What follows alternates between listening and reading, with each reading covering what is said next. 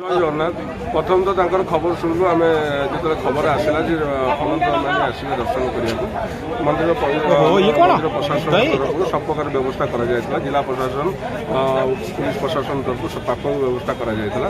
ସେ ସୁରକ୍ଷିତ ଭାବରେ 3:30 ସମୟରେ ପହଞ୍ଚିଥିଲେ ମନ୍ଦିର ସମ୍ମୁଖରେ। ଆମେ ତାଙ୍କୁ ନେଇ ଦର୍ଶନ କରିଥିଲୁ। 22 ପାହାଚ କୀର୍ତ୍ତନ ଚକଡ଼ା ଦେଇ ଶ୍ରୀମନ୍ଦିର ଗର୍ଭଗୃହକୁ ପ୍ରବେଶ କରିଥିଲେ। କାଠ ପାଖ ପର୍ଯ୍ୟନ୍ତ ଦର୍ଶନ କାଠ ପାଖରେ ଠିଆ ହୋଇ ମହାପ୍ରଭୁଙ୍କୁ ପ୍ରାର୍ଥନା କରିଥିଲେ। ଦର୍ଶନ ପ୍ରାୟ 10 ମିନିଟ୍ ସେଠି ଠିଆ ହୋଇ ଦର୍ଶନ କରିଥିଲେ ମହାପ୍ରଭୁଙ୍କୁ। ଦର୍ଶନ କରିସାରି ଫେର ମୁକ୍ତିମଣ୍ଡପ ସାମ୍ନାରେ ଓହ୍ଲାଇ ମୁକ୍ତିମଣ୍ଡପରେ ଦର୍ଶନ କରି ମା ବିମଳାଙ୍କୁ ହେଇ ମା ଲକ୍ଷ୍ମୀ ଦର୍ଶନ କରି ଫେର ବାହୁଥିଲେ। କାନପତା ମହାବୀରଙ୍କୁ ଦର୍ଶନ କରି ପଶ୍ଚିମବଙ୍ଗ ଆଜି କାନପତା ମହାବୀରଙ୍କୁ ଦର୍ଶନ କରି ଲକ୍ଷ୍ମୀ ମନ୍ଦିର ଦର୍ଶନ କରି ବାହୁଥିଲେ।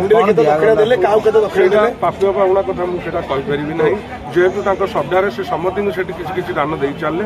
ସେ ଦାନ ଉପରେ ଆମେ ଦେଖିବାଟା କୌଣସି ଆବଶ୍ୟକତା ନାହିଁ। ଯେ ଏତିକି ମନକୁ ଆନନ୍ଦ ଲାଗିଲା ଯେ ବହୁତ ଶ୍ରଦ୍ଧାରେ ସେ ମହାପ୍ରଭୁଙ୍କୁ ବହୁତ ଚେଷ୍ଟାରେ ସେ ଏତେ ଇଏରେ ଆସି ଦର୍ଶନ କରୁଛନ୍ତି। ସେଇଗୁଟାକ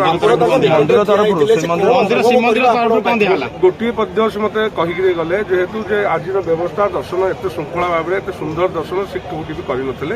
ଯାହାକି ଜଗନ୍ନାଥ ମନ୍ଦିରରେ ତାଙ୍କର ସେ ଯୋଉ ପୁଣ୍ୟ ଭାବନା ଜାତ ହେଇଥିଲା ସେ ସେଇ ଗୋଟାକ ମତେ ଶ୍ରୀମନ୍ଦିର ଭିତରେ ଆଉ କଣ ଦେବେ ବୋଲି କହିଲେ କି କିଛି ମୂର୍ତ୍ତି ଦେବେ କି କୋଉ ଜାଗାରେ କିଛି ସ୍ଥାପନା କରିବେ ସେ ଆଲୋଚନା କରିନାହାନ୍ତି। ସେ ଖାଲି ଏତିକି କହିଗଲେ ମୁଁ ଆଲୋଚନା ଅବସର କଲା ପରେ